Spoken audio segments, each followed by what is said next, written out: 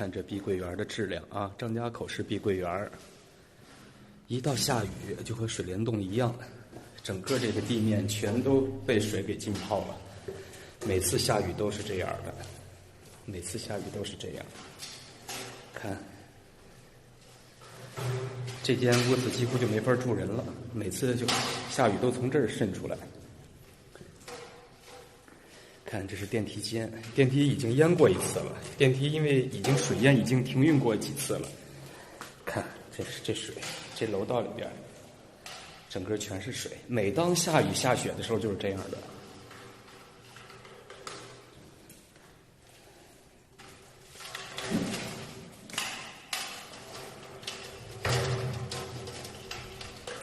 别说是张家口的普通楼盘了啊，别说是其他品牌的楼盘，就是普通楼盘，都应该不会出现这样的质量问题吧？这就是张家口的碧桂园山隅小区。看这地下停车场，整个就处于这种潮湿的环境当中。成都有好多人因为还不起房贷，选择断供了不？现在成都平均每个月都会产生几百套的发牌房，每套发牌房的背后都是一个又一个支离破碎的家庭。你以为他们想那个样子吗？其实是因为现在成都有将近30%的人群呢，没得一个足够稳定的工作的，然后保证不了月供的一个稳定性。如果你不是那种硬性的刚需的话，千万不要透支去买房子。可能你觉得你每个月还个5000、8000没啥子问题的嘛，但是你晓不晓得那笔钱要还20年甚至30年都有可能，而且有一半的都是属于利息，只有一半的是本金。不要听那些所谓的大咖给你胡说八道说出去借一下或者是加一些杠杆之类的话，那个钱呢你是可以借到，房子也可以买到，但是你想过一个问题没得？那个钱你不需要还了吗？你每个月还月供的时候，你还要还借来的钱，万一哪一个月没有稳定的收入了，你肯定都会面临着断供的风险。换作是以前你借钱买房没任何问题的，以前的房子你是闭到起眼睛买的都可以升值，但是现在大多数的房子都已经回归了居住和改善的属性了。前几天法院通知我房子就要被拍卖了。2019年当时我贷款买了一套房子当时这个全款的话是150万，首付呢我付了40万，贷款116万，月供呢是6400。就在去年5月份的时候因为生意上的缘故，再加上这个疫情的原因，司机呢实在是无法周转，所以呢我就被迫给断供了。当时做这个决定前几个月呢还觉得挺轻松，心想终于不用还那么多钱了。但是后来我才发现，这个房子的贷款居然还有114万没有还完2年月供只还了16万，他妈的光利息就14万。断供半年后呢，我就被法院和这个银行给起诉了嘛。法院现在这个判决书已经下来了，现在不光是查封了我的房子，还冻结了我所有的这个银行卡，就连微信里边那个钱包里边的几十块钱现在也被冻结，取不出来了而且现在已经多出10多万的这个费用，什么违约罚息、按揭受理费、律师诉讼费、财产保全等各种费用就在前几天，法院打电话通知我说，如果不还这个钱，房子就要拍卖，告诉我这个现在这个房子的评估价是128万，起拍价呢是按评估价的那个7折，只有90万。而现在我们那边呢，整个的这个房地产市场一降再降，也没有什么人关注，更别说买了。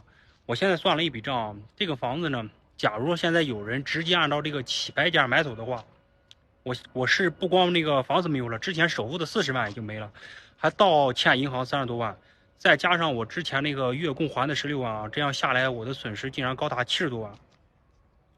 我是万万没想到这是我当初买房的一个结果。我想其实像我这样的情况的人肯定还有很多我只是其中的一个缩影。我真心的那个奉劝大家如果不是体制内没有固定收入的话，不是做生意的话，千万不要这个贷款买房，尤其是往后这几年里。反腐风暴今年又开始烧到国家最腐败的一个领域——公办医院了。在我们国家，所有的系统都存在腐败，而医院因为体制问题，封闭性强，每天涉及到的钱多，又缺乏监管，是捞钱最容易的。现在的医疗系统已经没救了，所有的公办医院院长、主任都在疯狂敛财。这里固然有少部分医生是有底线的，但是在这个圈子里，你不谈，你在这个圈子根本就混不下去。你不谈，人家就会把你当贼一样的防着。前3年，上海那个最著名的医生，他有3段婚事，就是一个对这些主任来说还是问题嘛？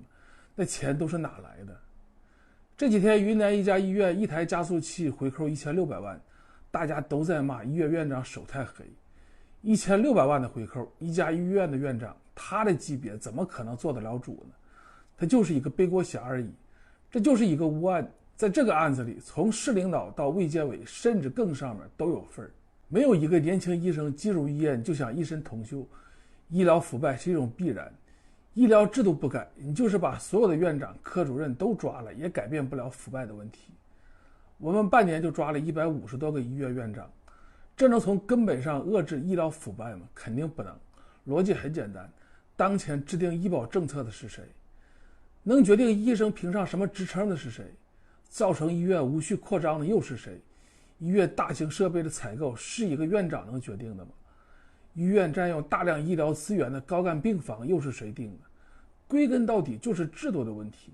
在没有建立起一套行之有效的制度前，任何形式的反腐都是治标不治本，甚至说连治标都算不上。我们成天骂足协无能腐败，讽刺的是足球踢得好不好跟老百姓的生活还真没多大关系，反而是那些跟老百姓生活息息相关的领域，我们却很少能看到，也很少能知晓他们是不是也像足协一样藏着若干个李铁，不得而知，那就是一个个大黑箱。哪天大风暴来了，只能说明这个黑箱已经烂透了。在这之前，他们白耗了多少医保，坑害了多少家庭，罔顾了多少生命，也无从得知。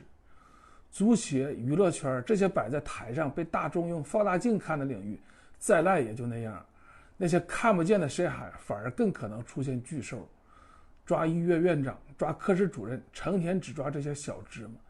你们敢不敢下定决心去打一打那个已经吃饱了的和珅呢？健委要开展为期1年的医药领域的反腐工作了，但是1年后怎么办呢？没有健全的监管机制，是不是一切都是空谈呢？有个健全的监管机制，没有可靠执行的人，是不是也白费呀？如果查与被查的人不是校友就是连进的，恐怕又是灯下黑。这么些年了，医疗领域的反腐一直都是雷声大雨点小，雨过地地湿，而且还有愈演愈烈的趋势。咱们是不是应该想想问题出在哪儿了？是医生的医德不行了，还是资本太狡猾了，还是监管出问题了，还是都是一根绳上的蚂蚱，天下乌鸦一般黑呀？反腐，群众肯定就是叫好，这个是典型的经济学里面的权力寻租，就是一个东西它本来值10块钱，结果你各种限制让它只能卖5块钱，那中间差价的5块钱，必然就会有人来去填补。那如果你这个反腐去打压这些医生、院长、拿钱的人、医疗代表，是可以起到震慑的作用。但事情久了呢，这一波过去之后呢，那怎么去根治呢？我觉得还得去纠正市场定价。比如你看我在这儿挂号看病啊，这么多输液的，挂号费就25块钱，那就会导致很多人都会来挂号，他可能很多自愈的病他也来挂号也来输液，就会来过度的挤压这个医疗资源。说句可能大家不爱听的，如果我把挂号费全部都上升到300、500了，那可能是不是很多人就不会来看病了呢？但不是说你因为看不起病导致出了问题，而是说很多病啊就不需要来过度的占用医疗资源。再说一句难听的，你不给够钱就是定价错误。现在医学院的学生多难啊，读书就要比别人读得多，然后到了医院之后呢，工资还低。你要知道一个医学院的学生从毕业啊爬到这个主任医师这个主任有多难。所以我觉得从根本上来讲啊，是要解决医务工作者他们的收入问题，否则带来的效果就是好的学生都不会去医学院，都不会去救死扶伤，都不去看病救人了。那这样的社会是我们想要的吗？